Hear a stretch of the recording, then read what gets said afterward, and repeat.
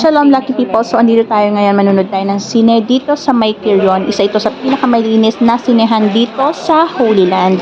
So dahil hindi tayo nakasama ng trip or tour, so isip na lang tayo ng mga bagay na pampaglilibangan natin.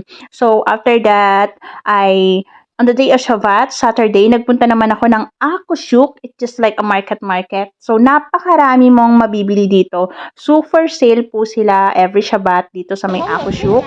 Napakarami kang mabibili. Halos andito na lahat. Mga damit, pabango, mga bags, lahat. Mga gamit sa kusina, at mga ternong pajama. Lahat andito na, super sale sila, unlike mall price. Mga bags, mamimili po kayo, ang dami, at pwede pang makatawad. So, iyan, enjoy na lang natin ang off natin. Lihitro at lucky people, see you on next vlog.